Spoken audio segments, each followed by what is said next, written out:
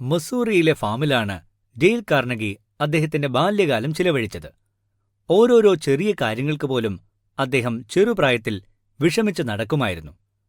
അദ്ദേഹത്തെ ജീവനോടെ ആരെങ്കിലും കുഴിച്ചുമൂടുമോ, ഇടിമിന്നലേറ്റ് മരിക്കുമോ, മരിച്ചു കഴിഞ്ഞാൽ നരകത്തിൽ പോകുമോ, ഏതെങ്കിലും ഒരു പെൺകുട്ടി തന്നെ വിവാഹം കഴിക്കാൻ തയ്യാറാകുമോ തുടങ്ങിയ ചിന്തകളായിരുന്നു കാർണഗിയുടെ മനസ്സിലൂടെ കുട്ടിക്കാലത്ത് കടന്നുപോയിരുന്നത്. അദ്ദേഹം ഇതൊക്കെയോർത്ത് ആശങ്കയിൽ ദിവസങ്ങളോളം നടക്കാറുണ്ടായിരുന്നു. വർഷങ്ങൾ കടന്നുപോയപ്പോഴാണ് താൻ എന്തൊക്കെ കാര്യങ്ങൾ ആലോചിച്ചാണോ വിഷമിച്ചു നടന്നത് അവയൊന്നും ഒരിക്കലും സംഭവിച്ചിട്ടില്ലെന്ന് അദ്ദേഹം ക്രമേണ കണ്ടെത്തി. പ്രയോജനമില്ലാത്ത ഓരോ കാര്യങ്ങൾ ഓർത്ത് ആവശ്യമില്ലാതെ ഉത്കണ്ഠയിലാകുന്നത് അർത്ഥശൂന്യമാണെന്നാണ് രചയിതാവ് ഇതിലൂടെ വ്യക്തമാക്കുന്നത്. നിങ്ങളുടെ ആശങ്കകളെ ഇല്ലാതാക്കാൻ ശരാശരി നല്ല വഴികൾ ഉപയോഗിക്കുക. അതുമാത്രമല്ല, നിങ്ങൾ സ്വയം ഓരോ നിമിഷവും ചോദിക്കുക, ഞാൻ ഈ ചെയ്യുന്നത് എന്താണ്? ഇത് ചെയ്തതുകൊണ്ട് എനിക്കെന്തെങ്കിലും പ്രയോജനമുണ്ടാകുമോ? വറി ഹാബിറ്റ് തകർക്കാനുള്ള മൂന്നാമത്തെ റൂളായി കാർണഗി പറയുന്നത് ഇതൊക്കെയാണ്. ചെറുപ്രായത്തിൽ നാം ഒരുപാട് കുസൃതികൾ കാണിക്കാറുണ്ട്. കാർണഗി തന്റെ കുട്ടിക്കാലത്ത് കൂട്ടുകാർക്കൊപ്പം കളികളിൽ ഏർപ്പെടാറുണ്ടായിരുന്നു. അങ്ങനെയൊരു ദിവസം കളിക്കിടയിൽ അദ്ദേഹത്തിന്റെ കാലിന് ഒരു മുറിവ് പറ്റി. ആ മുറിവ് ഉണങ്ങുന്നതുവരെ അദ്ദേഹം ആശങ്കയിലായിരുന്നു. ആവശ്യമില്ലാതെ അതോർത്ത് അദ്ദേഹം ഒരുപാട് സമയങ്ങൾ പാഴാക്കിയിരുന്നു. ഏത് സാഹചര്യവും മോശമാകുന്നതും നല്ലതാകുന്നതും നാം അതിനെ സമീപിക്കുന്ന രീതിയെ അടിസ്ഥാനപ്പെടുത്തിയായിരിക്കും. നിസ്സാരമായ കാര്യങ്ങൾ ഓർത്ത് സമയം കളയാതെ പ്രയോജനമുള്ള കാര്യങ്ങളിൽ ഏർപ്പെടാനാണ് രചയിതാവ് ഇതിലൂടെ വ്യക്തമാക്കുന്നത്. നിങ്ങൾ പതിറ്റാണ്ടുകളായി ജീവിതപാതയിലൂടെ സഞ്ചരിക്കുമ്പോൾ ഒരുപാട് അസുഖകരമായ സാഹചര്യങ്ങൾ അഭിമുഖീകരിക്കേണ്ടി വരും. ഒന്നുകിൽ അവ അനിവാര്യമാണെന്ന് അംഗീകരിക്കുകയും അതിനോട് സ്വയം പൊരുത്തപ്പെടുകയും ചെയ്യാം, അല്ലെങ്കിൽ ദുഃഖത്താൽ നിങ്ങളുടെ ജീവിതം നശിപ്പിക്കുകയും തകർക്കുകയും ചെയ്യാം. ഇതെല്ലാം നിങ്ങളെടുക്കുന്ന തീരുമാനങ്ങൾ അനുസരിച്ചിരിക്കും. പ്രശസ്തരായ തത്വചിന്തകന്മാരിൽ ഒരാളായ വില്യം ജെയിംസ് പറഞ്ഞതിങ്ങനെയാണ്: സംഭവിച്ചതിന്റെ സ്വീകാര്യതയാണ് ഏതൊരു നിർഭാഗ്യത്തിന്റെയും അനന്തരഫലങ്ങൾ മറികടക്കുന്നതിനുള്ള ആദ്യപടി. അനിവാര്യമായ കാര്യങ്ങളുമായി സഹകരിക്കുക എന്നതാണ് വറി ഹാബിറ്റ് തകർക്കാനുള്ള നാലാമത്തെ റൂളായി കാർണഗി കണക്കാക്കുന്നത്. സ്റ്റോക്ക് എക്സ്ചേഞ്ചിൽ നിന്ന് എങ്ങനെ പണം സമ്പാദിക്കാമെന്നറിയാൻ നിങ്ങൾക്ക് താൽപ്പര്യമുണ്ടോ? ന്യൂയോർക്കിലെ ഇൻവെസ്റ്റ്മെന്റ് കൗൺസിലറായ ചാൾസ് റോബർട്ട്സ് കാർണഗിയോട് പറഞ്ഞ ഒരു കഥയാണ് നിങ്ങൾ അടുത്തതായി കേൾക്കാൻ പോകുന്നത്. സ്റ്റോക്ക് മാർക്കറ്റിൽ നിക്ഷേപിക്കാൻ ചാൾസിന് അദ്ദേഹത്തിന്റെ സുഹൃത്തുക്കൾ നൽകിയ $20,000 അദ്ദേഹം ആദ്യം ടെക്സാസിൽ നിന്ന് ന്യൂയോർക്കിലേക്ക് വന്നത്. അദ്ദേഹത്തിന് ഓഹരി വിപണിയിലെ എല്ലാ കാര്യങ്ങളും അറിയാമെന്ന് സ്വയം കരുതിയിരുന്നു. പക്ഷേ അദ്ദേഹത്തിന് നഷ്ടങ്ങൾ മാത്രമാണ് സംഭവിച്ചത്. ചില ഇടപാടുകൾ അദ്ദേഹത്തിന് നല്ല ലാഭമുണ്ടാക്കി കൊടുക്കുമ്പോൾ മറ്റു ചിലത് അദ്ദേഹത്തിന് നഷ്ടം മാത്രമാണ് സമ്മാനിച്ചത്. ഒരുപാട് പണം നഷ്ടപ്പെട്ടു പോയെങ്കിലും അതൊന്നും ചാൾസ് അത്ര കാര്യമാക്കിയിരുന്നില്ല. എന്നാൽ അദ്ദേഹത്തിന്റെ സുഹൃത്തുക്കളുടെ പണവും നഷ്ടമായപ്പോൾ അദ്ദേഹം ഉത്കണ്ഠാകുലനായി. സുഹൃത്തുക്കളെ അഭിമുഖീകരിക്കാൻ അദ്ദേഹത്തിന് പ്രയാസമുണ്ടായിരുന്നു. എന്നാൽ അവർക്ക് പണം നഷ്ടമായത് ഒരു പ്രശ്നമായിരുന്നില്ല. അങ്ങനെ ചാൾസ് അദ്ദേഹത്തിന്റെ തെറ്റുകളെക്കുറിച്ച് ചിന്തിക്കാൻ തുടങ്ങി. എന്താണ് സ്റ്റോക്ക് മാർക്കറ്റെന്നും അതിന്റെ രീതികൾ എന്താണെന്നും അദ്ദേഹം സ്വയം കണ്ടെത്താൻ ശ്രമിച്ചു. ബർട്ടൺ എസ് കാസിൽസ് എന്ന ഒരു കച്ചവടക്കാരിൽ നിന്ന് അദ്ദേഹം പല കാര്യങ്ങളും മനസ്സിലാക്കാൻ തുടങ്ങി. ട്രേഡിംഗിലെ പ്രധാനപ്പെട്ട രീതികൾ എന്തൊക്കെയാണെന്ന് അദ്ദേഹം ചാൾസിന് വ്യക്തമാക്കി കൊടുക്കുകയും ചെയ്തു. അദ്ദേഹം സ്റ്റോക്ക് മാർക്കറ്റിൽ സ്റ്റോപ്പ് ലോസ് ഓർഡർ എന്ന ടെക്നിക് ഉപയോഗിച്ചപ്പോഴാണ് ട്രേഡിംഗിൽ അദ്ദേഹത്തിന് ലാഭമുണ്ടാക്കാൻ സാധിച്ചതെന്നും ചാൾസിനോട് പറയുകയുണ്ടായി. ചാൾസും അതേ ടെക്നിക് ഉപയോഗിച്ചപ്പോഴാണ് സ്റ്റോക്ക് മാർക്കറ്റിംഗ് ഫീൽഡിൽ അദ്ദേഹത്തിന് ലാഭമുണ്ടാക്കാൻ സാധിച്ചത് എന്ന് രചയിതാവ് പറയുന്നു. നമ്മളിൽ ഭൂരിഭാഗവും മുൻപ് അനുഭവിച്ച നെഗറ്റീവ് സംഭവങ്ങളെക്കുറിച്ച് ഓർത്ത് വിഷമിക്കുകയും നിരാശരാവുകയും ചെയ്യുന്നവരാണ്. നമ്മൾ അങ്ങനെ ചെയ്യുന്നത് നിർത്തിയിരുന്നെങ്കിൽ നമ്മുടെ ജീവിതത്തിൽ സമ്മർദ്ദം കുറഞ്ഞ നിമിഷങ്ങൾ ഉണ്ടാകുമായിരുന്നു. മുൻകാല അനുഭവങ്ങളെ ഓർത്ത് വിഷമിക്കുന്നത് പോലും പ്രയോജനകരമല്ല. അത് നമ്മുടെ സന്തോഷത്തിലേക്കുള്ള വഴിയെ തടയുകയേ ഉള്ളൂ. അപ്പോൾ ഈ ഉപയോഗശൂന്യമായ അവസ്ഥയ്ക്ക് എന്താണ് പരിഹാരം? ഒരു പ്രശസ്ത സ്റ്റോക്ക് വ്യാപാരിക്ക് അറിയപ്പെടുന്നൊരു തന്ത്രമുണ്ട്. അത് നമ്മളെ സഹായിക്കും. അതാണ് stop loss order. Stop loss order strategy പ്രവർത്തിക്കുന്നത് എങ്ങനെയാണെന്ന് നിങ്ങൾക്ക് കേൾക്കണ്ടേ? ഓഹരികൾ ഒരു നിശ്ചിത വിലയ്ക്ക് വാങ്ങുകയും പിന്നീട് അതിന്റെ വിലയിലുണ്ടാകുന്ന മാറ്റങ്ങൾ നിരീക്ഷിക്കുകയും ചെയ്യും.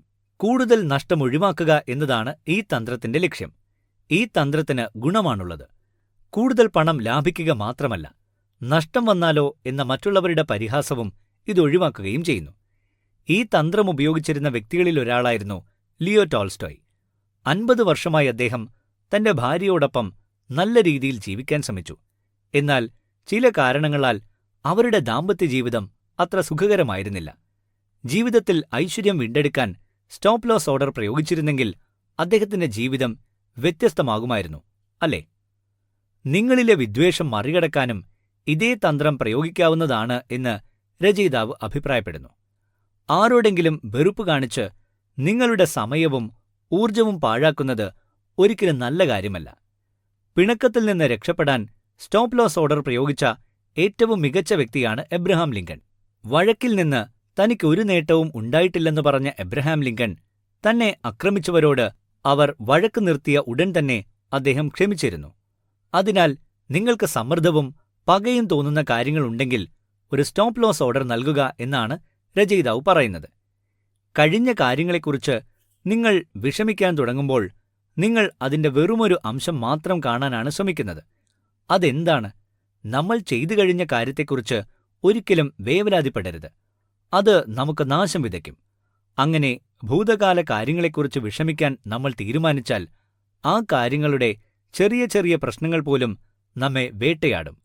അതുകൊണ്ടാണ് രചയിതാവ് സോഡസ്റ്റ് അഥവാ അടക്കം ചെയ്യപ്പെട്ട മണ്ണ് കാണാൻ ശ്രമിക്കരുതെന്ന് പറയുന്നത്. ഭൂതകാലം അതിന്റെ മരിച്ചവരെ അടക്കം ചെയ്യട്ടെ, ഒരിക്കലും സോഡസ്റ്റ് കാണാൻ ശ്രമിക്കരുതെന്നാണ് 6ാമത്തെ റൂളായി കർണഗി പറയുന്നത്. ഈ അധ്യായത്തിൽ നിങ്ങൾ കേട്ട 6 വഴികളും ഉത്കണ്ഠാശീലത്തെ തകർക്കാനുള്ള വഴികളായിരുന്നു. ശ്രോതാക്കൾക്ക് ഇപ്പോൾ കേട്ട ഈ വഴികളെല്ലാം തന്നെ നിങ്ങളുടെ ജീവിതയാത്രയിൽ ആവശ്യാനുസരണം ഉപയോഗപ്പെടുത്താമെന്നും രചയിതാവ് കൂട്ടിച്ചേർക്കുന്നു. ഒരുപാട് വഴികൾ നമുക്ക് മുൻപിലുണ്ട്, എന്നാൽ നാം അതൊന്നും കാണുന്നില്ല. അങ്ങനെ നമ്മൾ ആവശ്യമില്ലാതെ ടെൻഷൻ അടിക്കുകയും വഴക്കുണ്ടാക്കുകയും രോഗങ്ങൾ വരുത്തിവെക്കുകയും ചെയ്യുന്നു. രചയിതാവ് പറഞ്ഞുതന്ന ചില നുറുങ്ങുവഴികളിലൂടെ നാം പോയാൽ ചില മാറ്റങ്ങൾ നമ്മുടെ ജീവിതത്തിൽ കൊണ്ടുവരാൻ സാധിക്കും. അടുത്ത അധ്യായങ്ങളിലൂടെ കാർണഗി പറഞ്ഞുതരാൻ ഉദ്ദേശിക്കുന്നത് എന്താണെന്ന് നമുക്കൊന്ന് കേട്ടുനോക്കാം. നമ്മുടെ വികാരങ്ങൾ നാം ചിന്തിക്കുകയും പ്രവർത്തിക്കുകയും ചെയ്യുന്ന രീതിയെ ബാധിക്കുമെന്ന് നമ്മളിൽ മിക്കവരും കരുതുന്നു. എന്നിരുന്നാലും മനഃശാസ്ത്രജ്ഞനായ വില്യം ജെയിംസ് സൂചിപ്പിക്കുന്നത് മനുഷ്യരിലെ വികാരങ്ങളും പ്രവർത്തനങ്ങളും ഒരുമിച്ചാണ് നടക്കുന്നത് എന്നാണ്.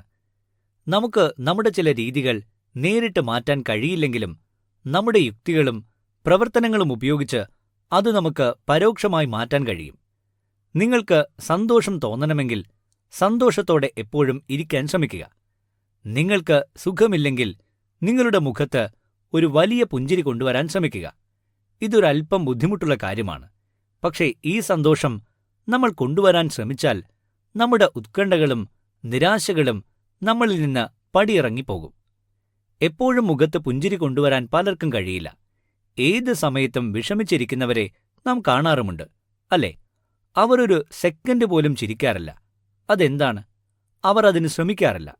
അതാണ് കാരണം. അവർക്ക് പറ്റിയ തെറ്റുകൾ ഓർത്ത് വെറുതെ സമയം നഷ്ടപ്പെടുത്തുകയാണ്. നിരാശയോടെ ജീവിക്കാതെ സന്തോഷഭരിതമായ നാളുകളിൽ കഴിയണമെന്നാണ് രചയിതാവ് പറയുന്നത്. ഈ തന്ത്രം നിങ്ങൾ എത്ര ശ്രമിച്ചിട്ടും നടപ്പാക്കാൻ സാധിക്കുന്നില്ല എങ്കിൽ നിങ്ങൾക്ക് സന്തോഷിക്കാൻ മറ്റൊരു വഴിയുണ്ട്.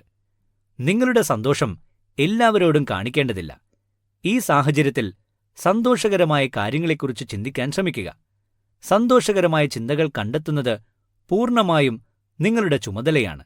എന്നാൽ നിങ്ങളുടെ ജീവിതത്തിലെ ഏറ്റവും സന്തോഷകരമായ നിമിഷങ്ങളെക്കുറിച്ച് നിങ്ങൾ ചിന്തിച്ചു തുടങ്ങണം. മഹാനായ റോമൻ സാമ്രാജ്യത്തിന്റെ ഭരണാധികാരിയായ മാർക്കസ് ഔറേലിയസ് ഇപ്രകാരം പറയുന്നു: നമ്മുടെ ജീവിതം നമ്മുടെ ചിന്തകളാണ്. നാം ചിന്തിക്കുന്ന രീതി നമ്മുടെ വികാരങ്ങളിൽ വലിയ സ്വാധീനം ചെലുത്തുന്നു. അതിനാൽ നിങ്ങൾ സന്തോഷകരമായ കാര്യങ്ങൾ ചിന്തിക്കുമ്പോൾ നിങ്ങൾക്ക് സന്തോഷം തോന്നാനുള്ള സാധ്യത വളരെ കൂടുതലാണ്. അതുകൊണ്ടാണ് നിങ്ങൾ നിങ്ങളുടെ നെഗറ്റീവ് പ്രശ്നങ്ങളിൽ നിന്ന് മുക്തി നേടുകയും നിങ്ങളുടെ ജീവിതത്തിന്റെ ശോഭയുള്ള വശങ്ങൾ കാണുകയും ചെയ്യുന്നത്. സങ്കടം വരുമ്പോൾ ക്രിയാത്മകമായി ചിന്തിക്കാനും പ്രവർത്തിക്കാനും ശ്രമിക്കുക. അതിലൂടെ നിങ്ങൾക്ക് മാനസികമായ ദോഷം ചെയ്യുന്ന നിങ്ങളുടെ നെഗറ്റീവ് ചിന്തകളിൽ നിന്നും മുക്തി നേടാനാകുമെന്ന് രചയിതാവ് ഈ അധ്യായത്തിലൂടെ സൂചിപ്പിക്കുന്നു. മാർക്കസ് റീലിയസിന്റെ 8 വാക്കുകൾ നിങ്ങളുടെ ജീവിതത്തിലെ സന്തോഷ നിമിഷങ്ങളെ നിർണയിക്കുന്നു. നിങ്ങളുടെ വിധി നിർണയിക്കാൻ കഴിയുന്ന ആ 8 വാക്കുകൾ ഇവയാണ്: our life is what our thoughts make it. അതായത്, നമ്മുടെ ചിന്തകൾ സൃഷ്ടിക്കുന്നതാണ് നമ്മുടെ ജീവിതം. നമുക്ക് നമ്മുടെ സന്തോഷത്തിനായി പോരാടാമെന്നാണ് കാർണഗി പറയുന്നത്. സന്തോഷകരവും ക്രിയാത്മകവുമായ ചിന്തയെ പിന്തുടർന്ന് നമുക്ക് നമ്മുടെ സന്തോഷത്തിനായി പോരാടാമെന്ന് രചയിതാവ് ഈ അധ്യായത്തിലൂടെ പറയുന്നു. അത്തരത്തിലുള്ളൊരു പരിപാടിയാണ് കാർണഗി അടുത്തതായി പറയാൻ ആഗ്രഹിക്കുന്നത്. ജസ്റ്റ് ഫോർ ടുഡേ എന്നാണ് ഈ പ്രോഗ്രാമിന് രചയിതാവ് നൽകിയിരിക്കുന്ന പേര്. സിബിൽ എഫ് പാട്രിഡ്ജ് എഴുതിയതാണ് ഈ പ്രോഗ്രാം. നിങ്ങൾ ഇത് പിന്തുടരുകയാണെങ്കിൽ നിങ്ങളുടെ മിക്ക ആശങ്കകളും ഇല്ലാതാക്കാൻ ഇത് സഹായകരമാകുമെന്ന് രചയിതാവ് ഉറപ്പിച്ചു പറയുന്നു. ജസ്റ്റ് ഫോർ ടുഡേ എന്താണെന്ന് നമുക്കൊന്ന് നോക്കാം. 10 കാര്യങ്ങളാണ് ഇതിൽ അടങ്ങിയിരിക്കുന്നത്. 1. ഇന്നു ഞാൻ സന്തോഷവാനായിരിക്കും. 2. ഇന്നെനിക്ക് ചെയ്യാനുള്ളത് എന്താണോ അതിൽ മാത്രമായിരിക്കും ഞാൻ എന്റെ ശ്രദ്ധ കേന്ദ്രീകരിക്കേണ്ടത്. 3. ഇന്ന് ഞാൻ എന്റെ ശരീരം പരിപാലിക്കും. ഞാൻ വ്യായാമം ചെയ്യും, ശരീരത്തെ പരിപോഷിപ്പിക്കും. ഒരു കാര്യവും ദുരുപയോഗം ചെയ്യുകയോ അവഗണിക്കുകയോ ചെയ്യില്ല. 4. ഇന്ന് ഞാൻ എന്റെ മനസ്സിനെ ശക്തിപ്പെടുത്താൻ ശ്രമിക്കും. ഉപയോഗപ്രദമായ എന്തെങ്കിലും ഞാൻ പഠിക്കും.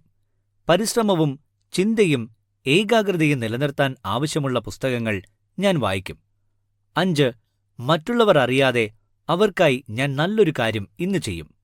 സൈക്കോളജിസ്റ്റ് വില്യം ജെയിംസ് പറഞ്ഞപോലെ, ഒരു പരിശീലനത്തിന് വേണ്ടി എനിക്ക് ചെയ്യാൻ താൽപ്പര്യമില്ലാത്ത 2 കാര്യങ്ങളെങ്കിലും ഇന്ന് ഞാൻ ചെയ്യും. 6. ഇന്നത്തേക്ക് ഞാൻ എനിക്ക് കഴിയുന്നത്ര രീതിയിൽ എന്നെ നന്നായി സംരക്ഷിക്കും. കഴിയുന്നത്ര നന്നായി വസ്ത്രം ധരിക്കും. ബഹുമാനത്തോടെ സംസാരിക്കും. മാന്യമായി പെരുമാറും. ആരെയും ഞാൻ വിമർശിക്കില്ല. ഒന്നിലും കുറ്റം കണ്ടെത്തില്ല. ആരെയും നിയന്ത്രിക്കാനോ മെച്ചപ്പെടുത്താനോ ഞാൻ ശ്രമിക്കില്ല. 7. ഞാൻ ഈ നിമിഷത്തിൽ ജീവിക്കാൻ ശ്രമിക്കും. 8. ഇന്നത്തേക്ക് എനിക്ക് ഒരു പ്രോഗ്രാം ഉണ്ടാകും. അത് ഞാൻ കൃത്യമായും ഭംഗിയായും ചെയ്യും. 9. ഇന്നത്തേക്ക് ഞാൻ ഒരു അരമണിക്കൂർ സ്വസ്ഥമായി വിശ്രമിക്കുകയും ഉറങ്ങുകയും ചെയ്യും. എന്റെ ജീവിതത്തിലേക്ക് കുറച്ചുകൂടി വീക്ഷണം ലഭിക്കാൻ ഈ അരമണിക്കൂർ ഞാൻ ദൈവത്തെക്കുറിച്ച് ചിന്തിക്കും. 10. ഇന്നത്തേക്ക് ഞാൻ ഭയപ്പെടില്ല.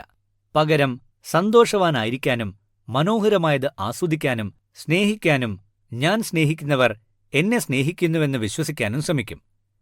ഇന്നത്തേക്ക് മാത്രം നിങ്ങൾ ആരാണ്, എന്താണ്, എങ്ങനെയായിരിക്കണം, എന്തൊക്കെ ചെയ്യണമെന്നുള്ള കാര്യങ്ങളാണ് ജസ്റ്റ് ഫോർ ടുഡേ എന്ന പ്രോഗ്രാമിൽ നിങ്ങൾ കേട്ടത്.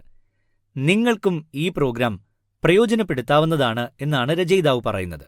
നിങ്ങൾക്ക് സമാധാനവും സന്തോഷവും നൽകുന്ന ഒരു മാനസിക മനോഭാവം വളർത്തിയെടുക്കാൻ നിങ്ങൾ ആഗ്രഹിക്കുന്നുവെങ്കിൽ അതിനുള്ള ആദ്യത്തെ വഴി സന്തോഷത്തോടെ ചിന്തിക്കുകയും പ്രവർത്തിക്കുകയും ചെയ്യുക. അങ്ങനെയെങ്കിൽ നിങ്ങൾ സന്തോഷവാനായിരിക്കുമെന്നാണ് രചയിതാവ് ഇവിടെ വ്യക്തമാക്കുന്നത്. നാം നമ്മുടെ ശത്രുക്കളെ വെറുക്കുമ്പോൾ നാം അവർക്ക് നമ്മുടെ മേൽ അധികാരം നൽകുന്നു. നമ്മുടെ ഉറക്കം, നമ്മുടെ വിശപ്പ്, നമ്മുടെ രക്തസമ്മർദ്ദം, നമ്മുടെ ആരോഗ്യം, നമ്മുടെ സന്തോഷം, ഇതിനെല്ലാം അവർക്കൊരധികാരമുണ്ട്. നമ്മുടെ ശത്രുക്കൾ നമ്മളെ വിഷമിപ്പിക്കുന്നതും ദ്രോഹിക്കുന്നതുമൊക്കെ ആസ്വദിക്കുന്നു. നമ്മുടെ വെറുപ്പ് അവരെ വേദനിപ്പിക്കുന്നില്ല. എന്നാൽ നമ്മുടെ വെറുപ്പ് നമ്മുടെ സ്വന്തം ദിനചര്യകളെ നരകതുല്യമായ അവസ്ഥയാക്കി മാറ്റുന്നു. നിങ്ങൾക്ക് സമാധാനവും സന്തോഷവും നൽകുന്ന ഒരു മാനസിക മനോഭാവം വളർത്തിയെടുക്കാനുള്ള ഒരു വഴിയാണ് ഇനി പറയാൻ പോകുന്നത്. നമ്മൾ ഒരിക്കലും നമ്മുടെ ശത്രുക്കളുമായി ഒത്തുപോകാൻ ശ്രമിക്കരുത്. കാരണം നമ്മൾ അങ്ങനെ ചെയ്താൽ അവരെ വേദനിപ്പിക്കുന്നതിനേക്കാൾ നമ്മൾ നമ്മെ തന്നെയാണ് വേദനിപ്പിക്കുന്നത് എന്ന് രചയിതാവ് വ്യക്തമാക്കുന്നു. ജനറൽ ഐസൻഹോവർ ചെയ്യുന്നതുപോലെ നമുക്ക് ചെയ്യാമെന്ന് കാർണഗി പറയുന്നു. നമുക്കിഷ്ടപ്പെടാത്ത ആളുകളെക്കുറിച്ച് ചിന്തിച്ച് ഒരു മിനിറ്റ് പോലും പാഴാക്കരുത് എന്നാണ് അദ്ദേഹം പറയുന്നത്. നാം എല്ലാവരും മറ്റാളുകൾക്ക് ഉപകാരം ചെയ്യുന്നു. പക്ഷേ എത്ര തവണ നമുക്ക് അവരുടെ നന്ദിയും സ്നേഹവും ബഹുമാനവും ലഭിക്കും? പൊതുവെ ആളുകൾ അവർക്ക് ചെയ്തുകൊടുത്ത ഉപകാരത്തിന് നന്ദി പറയാറില്ല. അവർ നന്ദി പറയാതെ ഇരുന്നാൽ നിങ്ങൾക്ക് അസ്വസ്ഥതയോ നിരാശയോ തോന്നാറുണ്ടോ? അങ്ങനെ എന്തെങ്കിലും ഉണ്ടായാൽ നിങ്ങൾ വിഷമിക്കരുത് എന്നാണ് രചയിതാവ് പറയുന്നത്. അവർ നന്ദി പറയാതിരുന്നാലും നിങ്ങളിൽ ഒരു മാറ്റവും ഉണ്ടാവരുതെന്നും രചയിതാവ് ഇവിടെ കൂട്ടിച്ചേർക്കുന്നു. ഓരോ പ്രതീക്ഷകളാണ് നമ്മളെ എളുപ്പത്തിൽ നിരാശരാക്കാനുള്ള പ്രധാന കാരണങ്ങളിലൊന്ന്.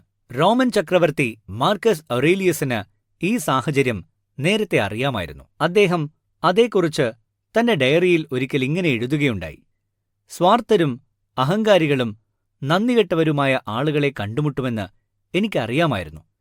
പക്ഷെ അതുകൊണ്ട് ഞാൻ ആശ്ചര്യപ്പെടുകയോ അസ്വസ്ഥനാവുകയോ ഇല്ല. കാരണം അത്തരം ആളുകളില്ലാത്ത ഒരു ലോകം എനിക്ക് സങ്കൽപ്പിക്കാൻ കഴിയില്ല. മനുഷ്യരാശിയുടെ നന്ദികേടിനെക്കുറിച്ച് അറിയാവുന്ന മറ്റൊരു വ്യക്തി അഭിഭാഷകനായ സാമുവൽ ലീബോവിറ്റാണ്. തന്റെ കരിയറിലുടനീളം അദ്ദേഹം നിരവധി കാര്യങ്ങൾ ചെയ്യുകയും 78 പേരെ വധശിക്ഷയിൽ നിന്ന് രക്ഷിക്കുകയും ചെയ്തിരുന്നു. ആ ആളുകളുടെ ജീവിതത്തിൽ വലിയ പങ്ക് വഹിച്ചിട്ടും അവരാരും അദ്ദേഹത്തോട് നന്ദി പറഞ്ഞിട്ടില്ല. അതൊന്നും അദ്ദേഹത്തിന് നിരാശയുണ്ടാക്കിയതുമില്ല. അതിനാൽ നിങ്ങൾ എന്തു തരത്തിലുള്ള ഉപകാരം ആർക്കുവേണ്ടി ചെയ്യുമ്പോഴും അവരുടെ നന്ദിയെക്കുറിച്ച് ഒരിക്കലും ചിന്തിക്കരുത്.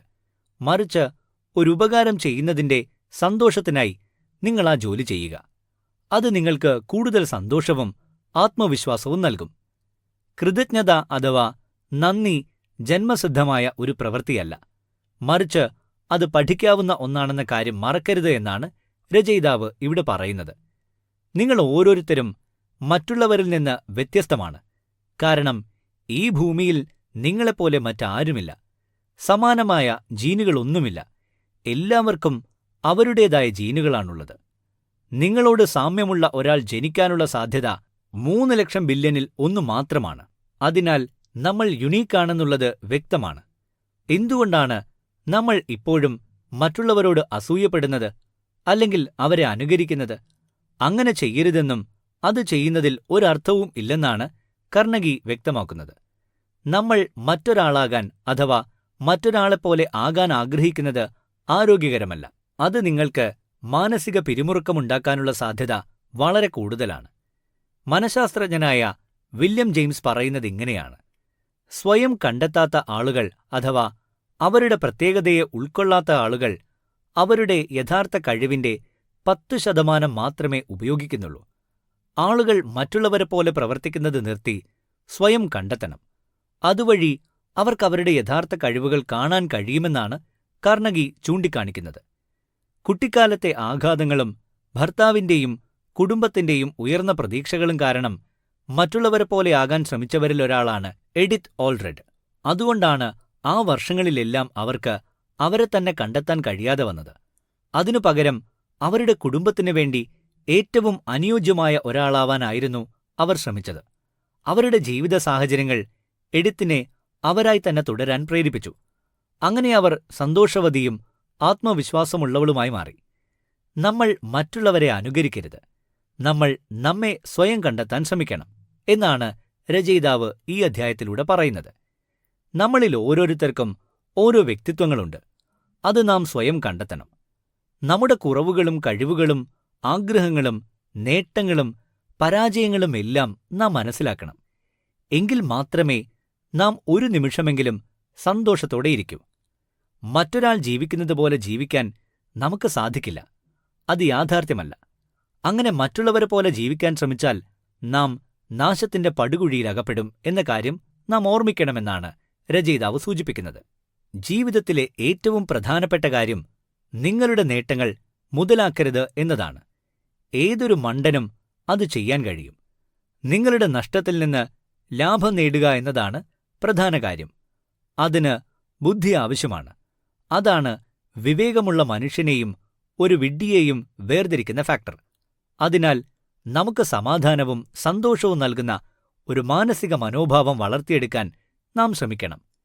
വിധി നമുക്കൊരു നാരങ്ങ നൽകുമ്പോൾ നമുക്കൊരു നാരങ്ങ വെള്ളമുണ്ടാക്കാൻ ശ്രമിക്കാം എന്ന വിശേഷണമാണ് രചയിതാവ് ഇവിടെ വിവരിക്കുന്നത്.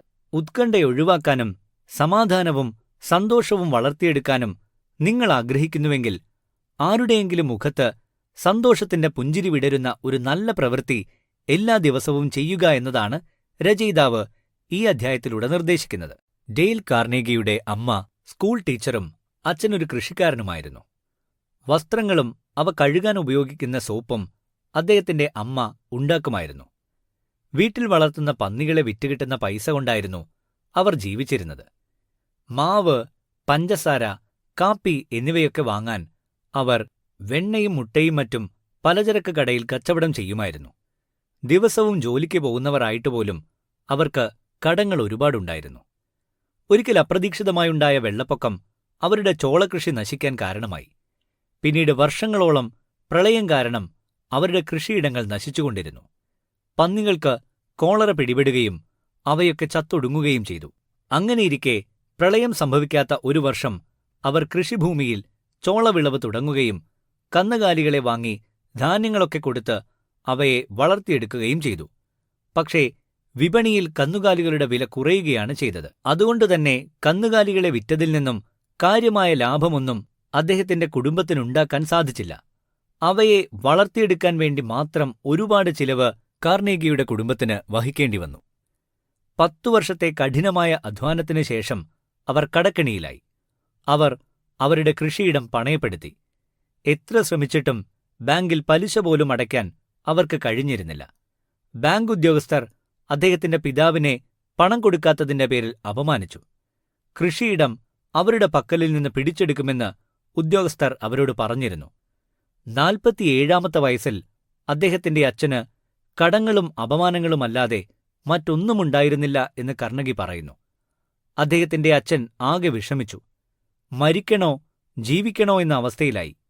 അദ്ദേഹം മാനസികമായി തളർന്നിരുന്നു.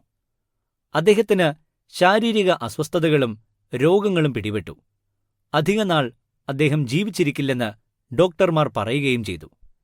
അങ്ങനെയൊരിക്കൽ കാർണേഗിയുടെ അച്ഛൻ ഒരു നദിക്കരയിൽ തന്റെ ജീവിതം അവസാനിപ്പിക്കണോ വേണ്ടയോ എന്നാലോചിച്ചു നിന്നു.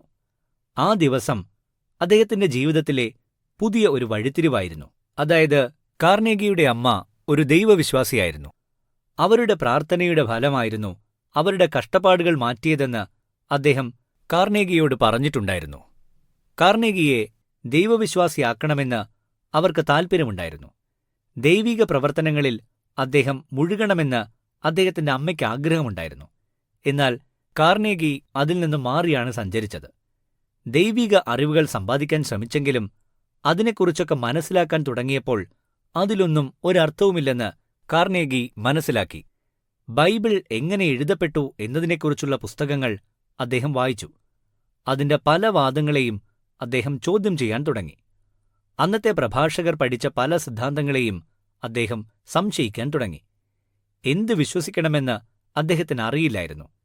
ജീവിതത്തിൽ ഒരു ലക്ഷ്യവും അദ്ദേഹം കണ്ടില്ല. അങ്ങനെ അദ്ദേഹം പ്രാർത്ഥനയും വിശ്വാസങ്ങളുമൊക്കെ നിർത്തി. പ്രത്യേകിച്ച് പ്ലാനുകളോ ലക്ഷ്യങ്ങളോ ഇല്ലാത്തതാണ് ഓരോ ജീവിതം എന്ന് അദ്ദേഹം വിശ്വസിച്ചു. 200 ദശലക്ഷം വർഷങ്ങൾക്ക് മുൻപ് ഭൂമിയിൽ ജീവിച്ചിരുന്ന ദിനോസറുകളെക്കാൾ ദൈവിക ലക്ഷ്യങ്ങൾ മനുഷ്യർക്കില്ലെന്ന് കാർണേഗി വിശ്വസിച്ചു. മനുഷ്യനെ സൃഷ്ടിച്ചിരിക്കുന്നത് ജീവിതത്തെ മനസ്സിലാക്കാനല്ല, മറിച്ച് ജീവിക്കാനാണ് എന്ന് അദ്ദേഹം മനസ്സിലാക്കി. മതം കാർണേഗിക്ക് ആത്മീയ മൂല്യങ്ങൾ നൽകി. മതം അദ്ദേഹത്തിന്റെ ജീവിതത്തിന് പുതിയ ഒരു വഴി കാണിച്ചുകൊടുത്തു.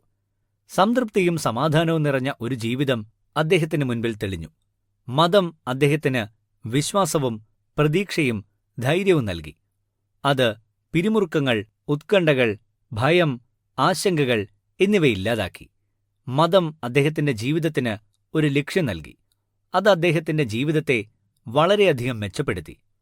അദ്ദേഹത്തിന് സമൃദ്ധമായ ആരോഗ്യവും നൽകി. ജീവിതത്തിന്റെ ചുഴലിക്കാറ്റിന് നടുവിൽ സമാധാനത്തിന്റെ ഒരു മരുപ്പച്ച അദ്ദേഹത്തിനായി സൃഷ്ടിക്കാനായി മതം അഥവാ ദൈവിക പ്രവർത്തനങ്ങൾ അദ്ദേഹത്തെ സഹായിച്ചു എന്ന് ഈ അധ്യായത്തിലൂടെ രചയിതാവ് പറയുന്നു. ശാസ്ത്രവും മതവും തമ്മിലുള്ള സംഘർഷത്തെക്കുറിച്ചുള്ള ജനങ്ങളുടെ സംസാരം അദ്ദേഹം അനുസ്മരിച്ചു. പ്രാർത്ഥനയും ശക്തമായ മതവിശ്വാസവും നമ്മുടെ പകുതിയിലധികം അസുഖങ്ങൾക്കും കാരണമാകുന്ന ആശങ്കകളെയും ഉത്കണ്ഠകളെയും പിരിമുറുക്കങ്ങളെയും ഭയങ്ങളെയും അകറ്റുമെന്ന് മനഃശാസ്ത്രജ്ഞർ മനസ്സിലാക്കുന്നു. മതം സത്യമല്ലെങ്കിൽ ജീവിതം അർത്ഥശൂന്യമാണ്. അതൊരു ദുരന്ത പ്രഹസനമാണെന്നാണ് കാർണേഗിയുടെ വീക്ഷണം. ഹെൻറി ഫോർഡിന്റെ മരണത്തിന് ഏതാനും വർഷങ്ങൾക്ക് മുൻപ് കാർണഗി അദ്ദേഹവുമായി ഒരു അഭിമുഖം നടത്തിയിരുന്നു. ലോകത്തിലെ തന്നെ ഏറ്റവും വലിയ ബിസിനസ്സുകളിലൊന്ന് കെട്ടിപ്പടുത്തതിന്റെയും കൈകാര്യം ചെയ്യുന്നതിന്റെയും ഭാഗമായി അനുഭവിച്ച ബുദ്ധിമുട്ടുകൾ തന്നോട് പങ്കിടുമെന്ന് രചയിതാവ് പ്രതീക്ഷിച്ചിരുന്നു. നിങ്ങൾ എപ്പോഴെങ്കിലും വിഷമിക്കുന്നുണ്ടോ എന്ന് അദ്ദേഹത്തോട് കാർണേഗി ചോദിച്ചപ്പോൾ, ഇല്ല, ദൈവം എല്ലാ കാര്യങ്ങളും കൈകാര്യം ചെയ്യുന്നുവെന്നും അദ്ദേഹത്തിന് എന്റെ ഉപദേശമൊന്നും ആവശ്യമില്ലെന്നും ഞാൻ വിശ്വസിക്കുന്നു. ദൈവത്തിന്റെ അനുഗ്രഹമുള്ളതിനാൽ എല്ലാം മികച്ച രീതിയിൽ നടക്കുമെന്ന് ഞാൻ വിശ്വസിക്കുന്നു. പിന്നെ എന്തിനാണ് ഞാൻ വിഷമിക്കേണ്ടത് എന്ന മറുപടിയാണ് ഹെൻറി ഫോർഡ് രചയിതാവിന് നൽകിയത്. ഇന്ന് മനഃശാസ്ത്രജ്ഞർ പോലും ആധുനിക സുവിശേഷകരായി മാറുകയാണ്.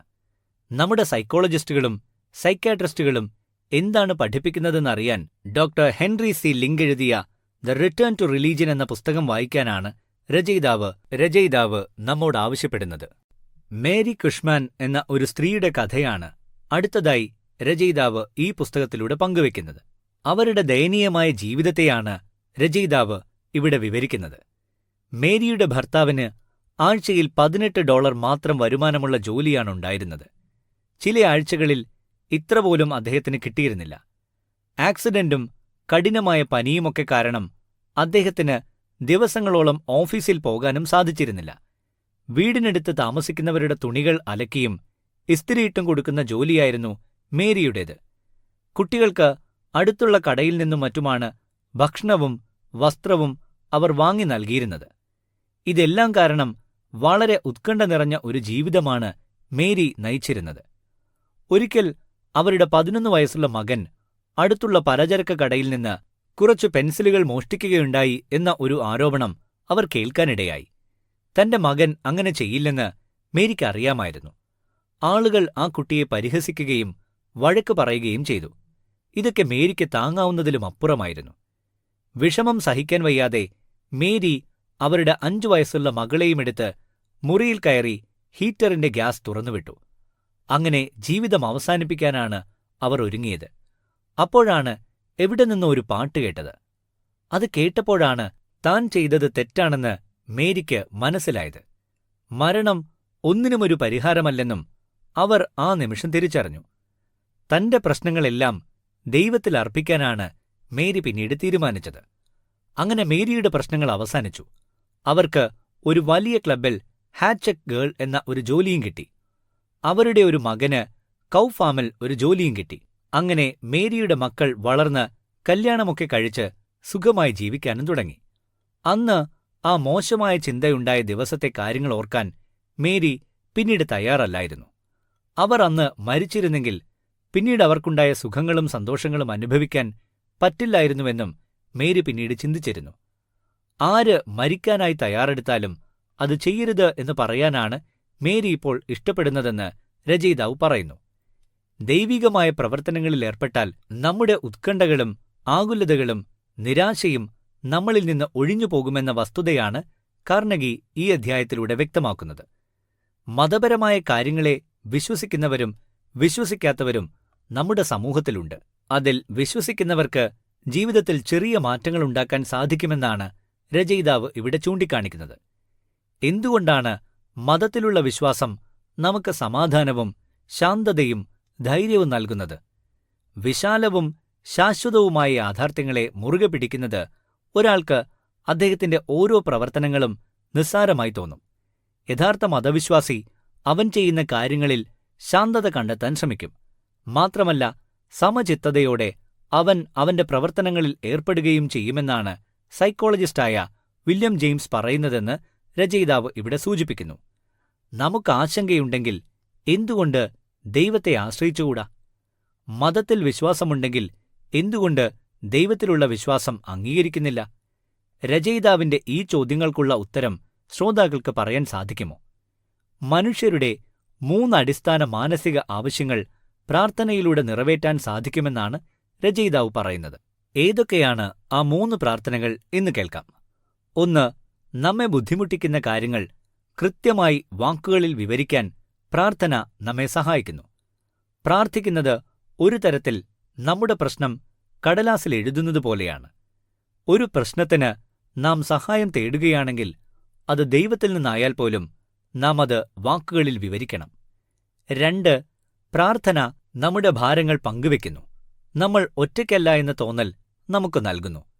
നമ്മുടെ ഏറ്റവും വലിയ ഭാരങ്ങൾ, ഏറ്റവും വേദനാജനകമായ കഷ്ടപ്പാടുകൾ എല്ലാം സ്വയം വഹിക്കാൻ കഴിയുന്നത്ര ശക്തരായവരാണ് നമ്മളിൽ ഭൂരിഭാഗവും.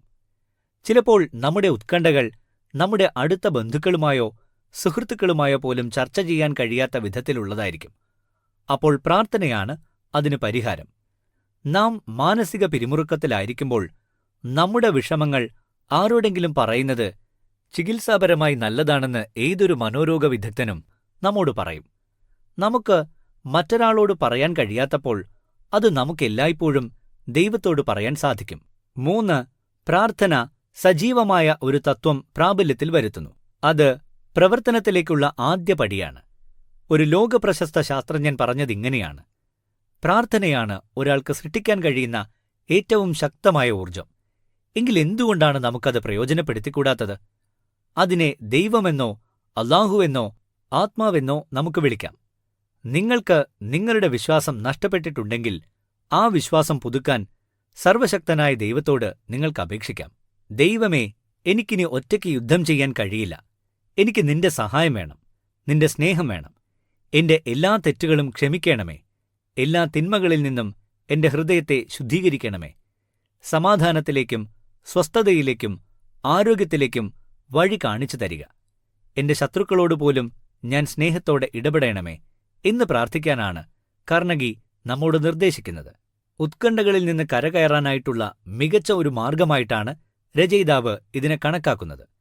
ഇതിനോട് യോജിക്കുന്നവരും വിയോജിക്കുന്നവരുമുണ്ടാകും. എങ്കിലും രചയിതാവിന് ഈയൊരു നിർദ്ദേശം തരാതിരിക്കാൻ കഴിയില്ലെന്നും അദ്ദേഹം ഇവിടെ പറയുന്നു.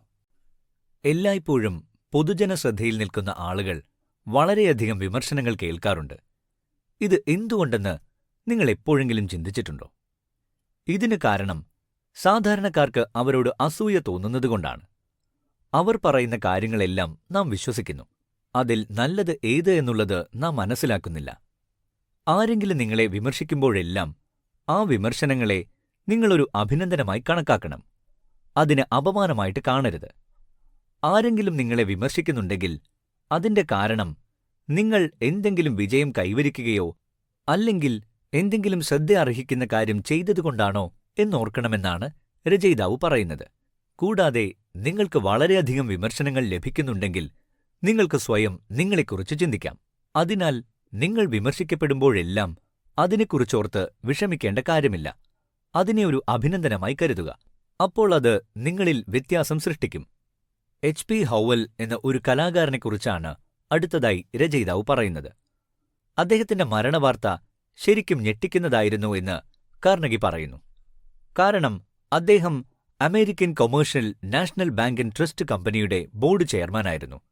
Bank and trust company, 56 wall street കൂടാതെ നിരവധി വലിയ കോർപ്പറേഷനുകളുടെ ഡയറക്ടർ കൂടിയായിരുന്നു അദ്ദേഹം. ഒരു കൺട്രി സ്റ്റോറിൽ ക്ലർക്ക് പോസ്റ്റിൽ നിന്നാണ് അദ്ദേഹം ജീവിതം ആരംഭിച്ചത്. പിന്നീട് US സ്റ്റീലിന്റെ ക്രെഡിറ്റ് മാനേജർ എന്ന സ്ഥാനത്തേക്കും അധികാരത്തിലേക്കും അദ്ദേഹം എത്തുകയും ചെയ്തു. എല്ലാ ശനിയാഴ്ച വൈകുന്നേരങ്ങളിലും അദ്ദേഹം തന്റേത് മാത്രമായ ചില കാര്യങ്ങൾക്കായി സമയം മാറ്റിവെക്കാറുണ്ടായിരുന്നു. ആ ആഴ്ചയിലെ അദ്ദേഹത്തിന്റെ ജോലിയുടെ അവലോകനത്തിനും വിലയിരുത്തലിനും വേണ്ടിയായിരുന്നു ആ സമയങ്ങൾ നീക്കിവെക്കാറുണ്ടായിരുന്നത്. ആ ഒരാഴ്ചയിൽ നടന്ന എല്ലാ അഭിമുഖങ്ങളെക്കുറിച്ചും ചർച്ചകളെക്കുറിച്ചും അദ്ദേഹം വിശകലനം ചെയ്യുമായിരുന്നു. ആ അവലോകനം ഹോവലിന് ഒരുപാട് മാറ്റങ്ങളുണ്ടാക്കി. തെറ്റുകൾ മനസ്സിലാക്കി തിരുത്താനും അദ്ദേഹത്തെ സ്വയം മെച്ചപ്പെടുത്താനും വിശാലമായ പല കാര്യങ്ങൾ ചിന്തിക്കാനും അദ്ദേഹത്തിന് ഇതിലൂടെ സാധിച്ചു എന്നാണ് രചയിതാവ് പറയുന്നത്. ഒരു മുൻ സോപ്പ് വിൽപ്പനക്കാരനെക്കുറിച്ചാണ് രചയിതാവ് തുടർന്ന് പുസ്തകത്തിൽ പറയുന്നത്. അദ്ദേഹം സോപ്പ് വിൽക്കാൻ തുടങ്ങിയപ്പോൾ ഓർഡറുകൾ പതുക്കെ വന്നു തുടങ്ങി. പിന്നീട് ജോലി നഷ്ടപ്പെടുമോ എന്ന ആശങ്കയിലായിരുന്നു അദ്ദേഹം. സോപ്പിനായാലും വിലയിലായാലും കുഴപ്പമൊന്നുമില്ലെന്ന് അറിയാമായിരുന്നതിനാൽ കുഴപ്പം തനിക്കായിരിക്കുമെന്ന് അദ്ദേഹം കണക്കുകൂട്ടി. വിൽപ്പന നടത്തുന്നതിൽ പരാജയപ്പെട്ടപ്പോൾ തെറ്റ് എന്താണെന്ന് മനസ്സിലാക്കാൻ അദ്ദേഹം പലപ്പോഴും ശ്രമിച്ചു. ചിലപ്പോൾ അദ്ദേഹം ആളുകളുടെ അടുത്തുചെന്ന് ഇങ്ങനെ പറയും: ഞാൻ നിങ്ങൾക്ക് സോപ്പ് വിൽക്കാൻ വേണ്ടിയല്ല ഇവിടെ തിരിച്ചെത്തിയത്. നിങ്ങളുടെ ഉപദേശവും വിമർശനവും അറിയാനാണ് ഞാൻ വന്നത്. ഞാൻ എന്താണ് ചെയ്തതെന്ന് എന്നോട് നിങ്ങൾ പറയില്ലേ? ഞാൻ നിങ്ങൾക്കായി സോപ്പ് വിൽക്കാൻ ശ്രമിച്ചത് തെറ്റാണോ? നിങ്ങൾ എന്നെക്കാൾ പരിചയസമ്പന്നനും വിജയിയുമാണല്ലോ. ദയവായി നിങ്ങളുടെ വിമർശനം എന്നോട് തുറന്നു പറയുക. ഈ മനോഭാവം അദ്ദേഹത്തിന് ധാരാളം സുഹൃത്തുക്കളെയും വിലമതിക്കാനാവാത്ത ഉപദേശവും നേടിക്കൊടുത്തു. ഇന്ന് ലോകത്തിലെ ഏറ്റവും വലിയ സോപ്പ് നിർമ്മാതാക്കളായ കോൾഗേറ്റ്, പാമോലിവ്, പീറ്റ് സോപ്പ് കമ്പനിയുടെ പ്രസിഡന്റാണ് അദ്ദേഹം. EH ലിറ്റിൽ എന്നാണ് അദ്ദേഹത്തിന്റെ പേര്. ഒരു ദിവസം മുഴുവൻ സമയവും കഷ്ടപ്പെടാതെ ഇടയ്ക്കിടയ്ക്ക് ജോലിയിൽ നിന്ന് ചെറിയ ചെറിയ ഇടവേളകൾ എടുക്കുകയും മനസ്സിന് സന്തോഷം പകരുന്ന കാര്യങ്ങൾ ചെയ്യാൻ ശ്രമിക്കുകയും ചെയ്യുക എന്നതാണ് രചയിതാവ് പറയുന്നത്. ഓരോ ദിവസവും കടന്നുപോകുമ്പോഴും നിങ്ങളിലുണ്ടാകുന്ന അനാവശ്യമായ പിരിമുറുക്കം ഒഴിവാക്കാൻ നിങ്ങൾ പരമാവധി ശ്രമിക്കണം. അതിലൂടെ നിങ്ങൾക്ക് മനസ്സിനൊരു സുഖം കിട്ടുമെന്ന് ഡെയിൽ കാർണഗി നമ്മളോട് പറയുന്നു. നിങ്ങളെ ആവേശഭരിതരാക്കുന്ന പ്രവർത്തനങ്ങൾ കണ്ടെത്താൻ ശ്രമിക്കുക. അതിലൂടെ നിങ്ങൾക്ക് കൂടുതൽ ഊർജം ലഭിക്കും. ആ കിട്ടുന്ന ഊർജം ഉപയോഗിച്ച് നിങ്ങൾക്ക് പല ജോലികളും നിഷ്പ്രയാസം ചെയ്യാൻ സാധിക്കുമെന്നും അദ്ദേഹം പറയുന്നു. ഓഫീസിലെ എല്ലാ കഷ്ടപ്പെട്ട പ്രവർത്തനങ്ങളും നമ്മളെ ക്ഷീണിതരാക്കുമെന്ന് പലരും കരുതുന്നു. ബുദ്ധിപരമായ അധ്വാനത്തിന് മാത്രമേ നിങ്ങളെ തളർത്താൻ കഴിയൂ. 12 മണിക്കൂറിന് ശേഷവും മാനസിക അധ്വാനം തലച്ചോറിനെ ക്ഷീണിപ്പിക്കില്ലെന്ന് ശാസ്ത്രജ്ഞർ തെളിയിച്ചിട്ടുണ്ട്. അപ്പോൾ മാനസികമായ ജോലികൾ മാത്രം ചെയ്തിട്ടും നമുക്ക് ക്ഷീണം തോന്നുന്നത് എന്തുകൊണ്ട്? മനോരോഗ വിദഗ്ധരുടെ അഭിപ്രായത്തിൽ ക്ഷീണത്തിന്റെ ഏറ്റവും സാധാരണമായ കാരണം വികാരങ്ങളാണ്. ക്ഷീണം കൂടുതലും ഉത്കണ്ഠ, മറ്റ് നിഷേധാത്മക വികാരങ്ങൾ എന്നിവയ്ക്ക് കാരണമാകുന്നുവെന്ന് സൈക്യാട്രിസ്റ്റുകൾ കണ്ടെത്തി. അതിനാൽ നിങ്ങൾ ചെയ്യേണ്ടത് ഇതാണ്. നിങ്ങൾക്ക് ക്ഷീണം തോന്നുന്നതിന് മുൻപ് നിങ്ങൾ വിശ്രമിക്കേണ്ടതുണ്ട്. അല്ലെങ്കിൽ പല പല നിരാശകളും ഒന്നിനു പുറകെ ഒന്നായി വരും. നിങ്ങൾ വിശ്രമിക്കുമ്പോൾ നിങ്ങൾ ഒന്നിനെക്കുറിച്ചും വിഷമിക്കുകയോ ആശങ്കപ്പെടുകയോ ചെയ്യരുത്. ജോലിയിൽ കൂടുതൽ സ്വാധീനം ചെലുത്തുന്നതിന്റെ രഹസ്യം ഇത് സ്ഥിരമായി ചെയ്യുന്നത് തുടരുക എന്നതാണ്. ബെത്ലഹേം സ്റ്റീൽ കമ്പനിയിൽ ജോലി ചെയ്തിരുന്ന ഫ്രെഡറിക് ടെയ്ലറുടെ ഉദാഹരണം നോക്കുക. ചരക്ക് കാറുകളിൽ സ്റ്റീൽ കയറ്റുന്നതിനുള്ള നിരക്ക് വർദ്ധിപ്പിക്കാൻ അദ്ദേഹം ആഗ്രഹിച്ചു. അദ്ദേഹം അത് നിറവേറ്റുകയും ചെയ്തു. തന്റെ വിശ്രമ പരീക്ഷണത്തിനായി അദ്ദേഹം ഒരു തൊഴിലാളിയെ തിരഞ്ഞെടുത്തു. മറ്റു തൊഴിലാളികളെക്കാൾ കൂടുതൽ വിശ്രമിക്കാൻ അദ്ദേഹം ആ തൊഴിലാളിയോട് നിർദ്ദേശിച്ചു. ഓരോ മണിക്കൂറിലും ഏകദേശം 36 മിനിറ്റ് വിശ്രമിക്കാൻ അദ്ദേഹം പറഞ്ഞു. അതിന്റെ ഫലം തികച്ചും അതിശയിപ്പിക്കുന്നതായിരുന്നു. സഹപ്രവർത്തകരുടെ 4 ഇരട്ടി അയൺ കയറ്റാൻ ആ തൊഴിലാളിക്ക് കഴിഞ്ഞു. അദ്ദേഹം ജോലി ചെയ്തുകൊണ്ടിരുന്നപ്പോൾ ക്ഷീണിച്ചെങ്കിലും കുറച്ചു സമയം വിശ്രമിച്ചപ്പോൾ തൊഴിലാളിക്ക് ഒരു ഉണർവ് ലഭിക്കുകയുണ്ടായി. അങ്ങനെ ആ ജോലി സംതൃപ്തിയോടെ പൂർത്തിയാക്കാൻ അദ്ദേഹത്തിന് സാധിച്ചു. അതിനാൽ സൈക്യാട്രിസ്റ്റുകളുടെയും ടെയ്ലറുടെയും പോയിന്റ് ഇവിടെ തെളിയിക്കപ്പെട്ടു. നിങ്ങൾ ക്ഷീണിക്കുന്നതിന് മുൻപ് വിശ്രമിച്ചാൽ നിങ്ങൾ കൂടുതൽ കാര്യക്ഷമമായി പ്രവർത്തിക്കുമെന്ന് മാത്രമല്ല, നിങ്ങളുടെ മാനസിക പ്രശ്നങ്ങളും കുറയും. നല്ല ശമ്പളം കിട്ടുമെന്നതിനാൽ ഏത് ജോലിയും കണ്ണടച്ച് തിരഞ്ഞെടുക്കരുത്. നിങ്ങൾക്കിഷ്ടമില്ലാത്ത ഒരു ജോലി നിങ്ങൾ ചെയ്യുന്നുണ്ടെങ്കിൽ നിങ്ങളത് സ്വമനസ്സോടെ ആയിരിക്കില്ല ചെയ്യുന്നത്. അതിലൂടെ നിങ്ങൾക്കൊരിക്കലും സമാധാനമോ സംതൃപ്തിയോ ഉണ്ടാകില്ല എന്ന് രചയിതാവ് സൂചിപ്പിക്കുന്നു. അതുകൊണ്ട് ഓരോരുത്തരും അവർ ചെയ്യാനിഷ്ടപ്പെടുന്ന ജോലിയിലായിരിക്കണം പ്രവേശിക്കേണ്ടത്. ജോലിയിലുള്ള നിങ്ങളുടെ പ്രകടനം ആ ജോലിയെക്കുറിച്ചുള്ള നിങ്ങളുടെ വികാരങ്ങളുമായി ബന്ധപ്പെട്ടിരിക്കുന്നു. ആ ജോലി നിങ്ങൾക്ക് ഇഷ്ടമാണെങ്കിൽ നിങ്ങൾക്ക് അതിൽ കൂടുതൽ വിജയങ്ങൾ കണ്ടെത്താൻ കഴിയും. തോമസ് എഡിസൺ ഒരു ദിവസം 18 മണിക്കൂർ ജോലി ചെയ്തിരുന്നു. അതുകൊണ്ട് അദ്ദേഹത്തിന്റെ നേട്ടങ്ങൾ എല്ലാം തന്നെ നമുക്കറിയാം. നിങ്ങൾ ഇഷ്ടപ്പെടുന്നതും വെറുക്കുന്നതും എന്താണെന്ന് നിങ്ങൾ അറിയുക. നിങ്ങൾക്ക് ഏറ്റവും മികച്ചത് എന്താണെന്ന് മനസ്സിലാക്കുക. അത് തീരുമാനിക്കുക. അതിനനുസരിച്ച് നിങ്ങളുടെ ജോലി തിരഞ്ഞെടുക്കുക. ഉദാഹരണത്തിന്, നിങ്ങൾക്ക് ഇൻവോൾവ് ആകാൻ താൽപ്പര്യമില്ലാത്ത ഒരു ഫാമിലി ബിസിനസ് ഉണ്ടെന്ന് വിചാരിക്കുക. പക്ഷേ നിങ്ങൾ ആ ബിസിനസ്സിൽ ഇൻവോൾവ് ആകണമെന്നാണ് നിങ്ങളുടെ മാതാപിതാക്കളുടെ ആഗ്രഹം. അപ്പോൾ അവർ പറയുന്നത് നിങ്ങൾ ശ്രദ്ധാപൂർവം കേൾക്കുക. കാരണം അവർക്ക് ബിസിനസ്സിൽ നിങ്ങളെക്കാൾ കൂടുതൽ അനുഭവ പരിചയമുണ്ട്. അവർക്ക് നിങ്ങളെ അറിയാം. അതിനാൽ അവർ പറയുന്ന കാര്യങ്ങൾ നിങ്ങൾക്ക് പ്രയോജനകരമായിരിക്കും. എന്നാൽ അവസാനം എന്തു ചെയ്യണമെന്ന് തീരുമാനിക്കേണ്ടത് നിങ്ങളാണ്. നിങ്ങൾ ഒരു ജോലി കണ്ടെത്തിയെന്ന് വിചാരിക്കുക. എന്നാൽ അത് കൂടുതൽ ഇഷ്ടമുള്ളതും സമ്മർദ്ദരഹിതവുമാക്കാൻ നിങ്ങൾ ആഗ്രഹിക്കുന്നു. അതിനുവേണ്ടി നിങ്ങൾ എന്തു ചെയ്യും? ജോലിയിലും ജീവിതത്തിലും നിങ്ങൾ ചില കാര്യങ്ങൾ ചിട്ടപ്പെടുത്തണം. നിങ്ങളുടെ മേശപ്പുറത്ത് ടൺ കണക്കിന് കടലാസുപണികളും ലാപ്ടോപ്പിൽ 1 ഡസൻ രേഖകളുമുണ്ടെങ്കിൽ തീർച്ചയായും നിങ്ങൾ സമ്മർദ്ദത്തിലാകും, അല്ലേ? അവ ഒരു നിരാശ നിറഞ്ഞ അന്തരീക്ഷം സൃഷ്ടിക്കുന്നതിനു മുൻപ് നിങ്ങൾ അതിനെയൊക്കെ മനസ്സിലാക്കിയെടുക്കണം. ആ ജോലികൾ എങ്ങനെ നല്ല രീതിയിൽ പൂർത്തിയാക്കാമെന്ന് ഓരോരുത്തരും ആലോചിക്കുകയും വേണമെന്ന് രചയിതാവ് പറയുന്നു. ഉദാഹരണത്തിന്, ഒരു ബിസിനസ് എക്സിക്യൂട്ടീവിന് തന്റെ അസ്വസ്ഥതയെക്കുറിച്ച് പരാതികളുണ്ടായിരുന്നു. അതുകൊണ്ട് അതിനെക്കുറിച്ച് സംസാരിക്കാനായി ഒരു സൈക്യാട്രിസ്റ്റിനെ അദ്ദേഹം സമീപിക്കാൻ ആഗ്രഹിച്ചു. ഡോക്ടറുമായുള്ള സെഷനിൽ ആ മനുഷ്യൻ ഒരു കാര്യം മനസ്സിലാക്കി.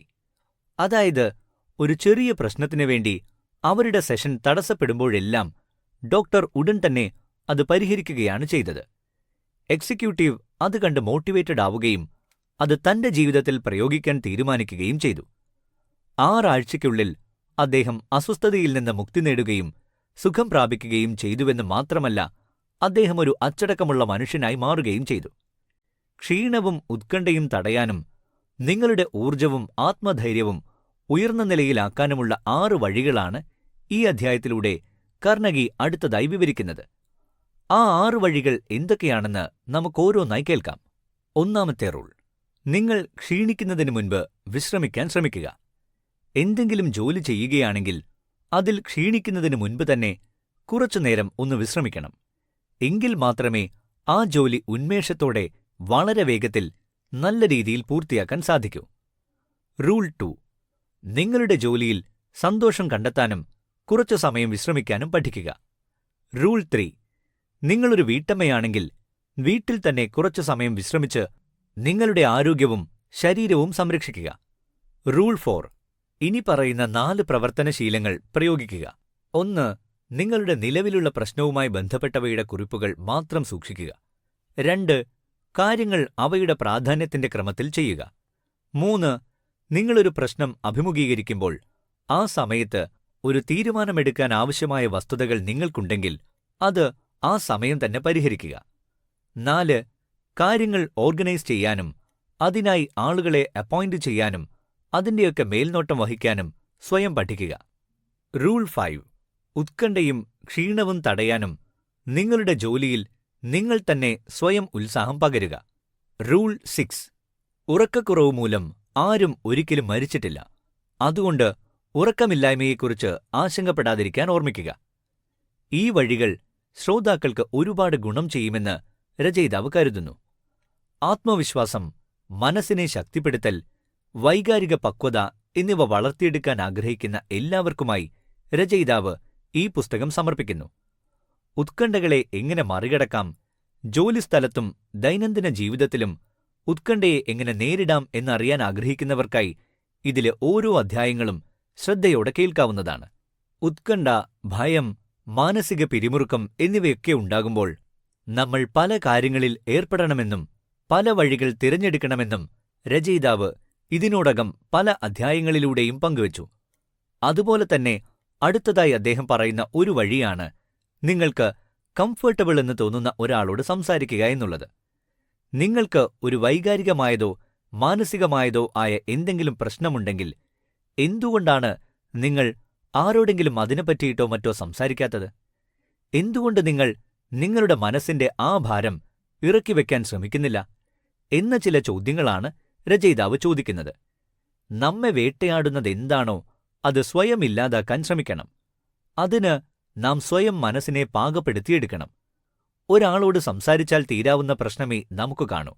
പക്ഷേ നമ്മുടെ ഭയം, ആശങ്ക ഇവയെല്ലാം നമ്മെ ഏറ്റവും മോശമായ ഒരു സാഹചര്യത്തിലേക്ക് നയിക്കുകയും നാം എല്ലാവരിൽ നിന്നും എല്ലാം മറച്ചുവെച്ച് സ്വയം ഇല്ലാതാവുകയും ചെയ്യുന്നു. ഒരു friend, teacher, doctor, sister, father, mother, അങ്ങനെ ആര് വേണമെങ്കിലും ആയിക്കോട്ടെ, നിങ്ങൾക്ക് ആരാണോ കംഫർട്ടബിളായി തോന്നുന്നത് അവരോട് മനസ്സ് തുറന്ന് നിങ്ങളുടെ ഉള്ളിലെ ആശങ്കകളെക്കുറിച്ച് സംസാരിക്കുക. അവരുമായി ഷെയർ ചെയ്ത് കഴിയുമ്പോൾ ഉള്ളിലുണ്ടായ ഭയം, ഉത്കണ്ഠ, നിരാശ ഇവയൊക്കെ താനേ മനസ്സിൽ നിന്ന് പോകുമെന്നാണ് കാർണഗി പറയുന്നത്. അങ്ങനെ നിങ്ങൾക്കാരും സംസാരിക്കാനില്ലെങ്കിൽ, അങ്ങനെ ആരെയും നിങ്ങൾക്ക് കണ്ടെത്താൻ കഴിഞ്ഞില്ലെങ്കിൽ, നിങ്ങൾക്ക് സ്വയം ചെയ്യാൻ കഴിയുന്ന ചില കാര്യങ്ങളുണ്ട്. അവ എന്തൊക്കെയാണെന്നാണ് രചയിതാവ് അടുത്തതായി പറയുന്നത്. 1-ാമതായി അദ്ദേഹം പറയുന്നത് നിങ്ങളൊരു സ്ക്രാപ്പ് ബുക്ക് അല്ലെങ്കിൽ ഒരു നോട്ട്ബുക്ക് കീപ്പ് ചെയ്യുക എന്നതാണ്. അതിൽ നമുക്കിഷ്ടപ്പെട്ടതും നമ്മളെ പ്രചോദിപ്പിക്കുന്നതുമായ കവിതകളോ കഥകളോ വചനങ്ങളോ കുറിച്ചുവെക്കാം. നമുക്ക് എന്തെങ്കിലും പ്രയാസമുണ്ടാവുകയാണെങ്കിൽ ആ ബുക്കിൽ കുറിച്ചിട്ടവ വായിക്കുമ്പോൾ നമുക്കുള്ളിൽ ഒരു നേർത്ത ശാന്തത അനുഭവപ്പെടും. അത് നമ്മളിലെ ആകുലതകളെ തുടച്ചുമാറ്റുമെന്നാണ് രചയിതാവ് പറയുന്നത്. അടുത്തതായി അദ്ദേഹം പറയുന്നത് എല്ലാവരോടും ഒരു ഫ്രണ്ട്ലി അറ്റാച്ച്മെന്റ് നാം ഉണ്ടാക്കിയെടുക്കണമെന്നാണ്. ആളുകളോട് സംസാരിക്കാതെ ഒറ്റയ്ക്ക് നടക്കുന്ന സ്വഭാവം നമ്മളിൽ നിന്ന് നാം മാറ്റിയെടുക്കണം. എല്ലാവരോടും സൗഹൃദപരമായ ഒരു അടുപ്പം നാം സൃഷ്ടിക്കണം. അവരോടൊപ്പമുള്ള നിമിഷങ്ങളിൽ നമുക്ക് ആശങ്കകളിൽ നിന്ന് മുക്തി നേടാൻ സാധിക്കും. മാത്രവുമല്ല, പല നല്ല നല്ല സ്നേഹബന്ധങ്ങൾ നമ്മുടെ ജീവിതത്തിൽ ഉണ്ടാവുകയും ചെയ്യുമെന്നും അദ്ദേഹം വ്യക്തമാക്കുന്നു. അടുത്തതായി, നാളെ എന്തൊക്കെ കാര്യങ്ങൾ ചെയ്തു തീർക്കണമെന്നുള്ളതിനെക്കുറിച്ചുള്ള ഒരു ലിസ്റ്റ് നാം ഇന്നു തന്നെ ഉണ്ടാക്കണം. എനിക്ക് നാളെ ഇത് ചെയ്യാൻ സാധിക്കുമോ എന്ന ആശങ്ക നമ്മിൽ നിന്ന് എടുത്തു കളയുകയും വേണം.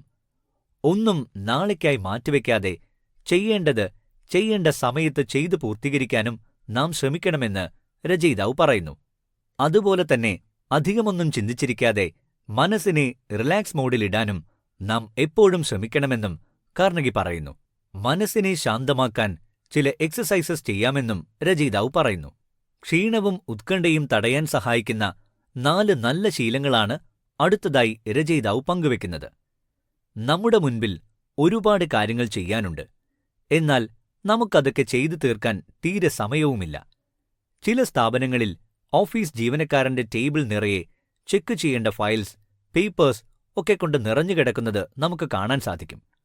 അവയൊക്കെ അദ്ദേഹത്തിന്റെ ജോലിയുടെ ഭാഗമാണ്. ഇതൊക്കെ അദ്ദേഹം എങ്ങനെ എപ്പോൾ ചെയ്തു തീർക്കുമെന്നോർത്ത് ആകുലപ്പെട്ടിരുന്നാൽ അദ്ദേഹത്തിന് അതിലെ ഒരു ഫയല് പോലും നോക്കാൻ സാധിക്കില്ല. അർജന്റായിട്ടുള്ള വർക്കിന്റെ പേപ്പേഴ്സ് ഒഴികെ ബാക്കി എല്ലാം ഉടൻ തന്നെ മേശപ്പുറത്തുനിന്ന് മാറ്റണം. അങ്ങനെ ചെയ്താൽ അത് അദ്ദേഹത്തിന്റെ കാര്യക്ഷമതയുടെ ആദ്യ പടിയാണെന്ന് രചയിതാവ് പറയുന്നു. അതായത്, ഒന്നാമത്തെ വർക്ക് ഹാബിറ്റായിട്ട് അദ്ദേഹം പറയുന്നത് ഇങ്ങനെയാണ്: clear your desk of all papers except those related to the immediate problem at hand. ഓരോ മനുഷ്യനും തന്റെ ജീവിതത്തിൽ ഒരുപാട് കാര്യങ്ങൾ ചെയ്യാനുണ്ട്, അല്ലേ? പലരും തനിക്ക് പ്രയോജനമില്ലാത്ത പ്രവർത്തനങ്ങളിൽ ഏർപ്പെട്ട് സമയം കളയാറുണ്ട്. എന്നാൽ നിങ്ങൾക്ക് ചെയ്തു തീർക്കേണ്ട കാര്യങ്ങളിൽ ഏറ്റവും പ്രധാനപ്പെട്ടതെന്താണോ അത് ആദ്യം ചെയ്യുക. അതായത്, ചെയ്യുന്ന അല്ലെങ്കിൽ ചെയ്യേണ്ട കാര്യങ്ങളുടെ പ്രാധാന്യമനുസരിച്ചു വേണം നാം ഓരോന്നിലേക്കും ഇറങ്ങിത്തിരിക്കാനെന്നാണ് ഇവിടെ രചയിതാവ് വ്യക്തമാക്കുന്നത്. അതുപോലെ തന്നെ നമ്മൾ ഇപ്പോൾ ഒരു പ്രോബ്ലം ഫേസ് ചെയ്യുകയാണെങ്കിൽ അതിനെ ആദ്യം സോൾവ് ചെയ്യാൻ ശ്രമിക്കുക. അത് സോൾവ് ചെയ്ത് വേണ്ട ഡിസിഷൻസൊക്കെ എടുക്കുക. Don't keep putting of decisions എന്ന ഒരു നിർദ്ദേശമാണ് രചയിതാവ് ഈ വർക്ക് ഹാബിറ്റിലൂടെ നൽകുന്നത്. അതുപോലെ തന്നെ നാം ഓരോരുത്തരും നമ്മുടെ എല്ലാ കാര്യങ്ങളിലും ബോധവാന്മാരായിരിക്കണം. Learn to organise, deputise and supervise in our daily matters എന്നതാണ് കാർണഗി അടുത്തതായി പറയുന്ന ഗുഡ് വർക്ക് ഹാബിറ്റ്. ഒരു ബിസിനസ് നടത്തിക്കൊണ്ടുപോകുന്ന ഒരാൾക്ക് തന്റെ കമ്പനിയിലെ പ്രോബ്ലംസ് കൃത്യമായി മനസ്സിലാക്കി അതിനുവേണ്ട സൊല്യൂഷൻസ് കണ്ടുപിടിച്ച് കറക്റ്റായിട്ടുള്ള ഡിസിഷൻസ് എടുത്ത് മുന്നോട്ടു പോകാനുള്ള ഒരു സെൽഫ് എബിലിറ്റി ഉണ്ടായിരിക്കണം. തനിക്കുണ്ടായ പ്രോബ്ലംസ് ഓർത്ത് ആശങ്കപ്പെടാതെ അതിൽ നിന്നും കരകയറാനാണ് ശ്രമിക്കേണ്ടത് എന്ന് രചയിതാവ് പറയുന്നു. അതുകൊണ്ട് എല്ലാ കാര്യങ്ങളും ഓർഗനൈസ് ചെയ്യാനും അത് സൂപ്പർവൈസ് ചെയ്യാനുമുള്ള ഒരു കേപ്പബിലിറ്റി നാം ഉണ്ടാക്കിയെടുക്കണമെന്നാണ് രചയിതാവ് നമ്മെ ഓർമ്മിപ്പിക്കുന്നത്. ഉത്കണ്ഠ നിറഞ്ഞ ജീവിതത്തിൽ നിന്നും മോചനം നേടുന്നതിനായി ചില ടിപ്സും നിർദ്ദേശങ്ങളുമാണ് Dale Carnegie how to stop worrying and start living എന്ന തന്റെ പുസ്തകത്തിലൂടെ പങ്കുവെക്കുന്നത്. രചയിതാവ് പറയുന്നതിനനുസരിച്ച് ഉത്കണ്ഠയുടെ മൂലകാരണം കണ്ടെത്തുകയും അവ ഇല്ലാതാക്കുകയും ചെയ്യുന്നത് സമ്മർദ്ദരഹിതമായ ജീവിതം നയിക്കാൻ നമ്മെ സഹായിക്കില്ല. പകരം ഉത്കണ്ഠയോട് പോരാടുകയും നമ്മുടെ ചിന്താഗതി മാറ്റുകയും ചെയ്താൽ സന്തോഷമുള്ള ഒരു ജീവിതം നയിക്കാൻ സാധിക്കും.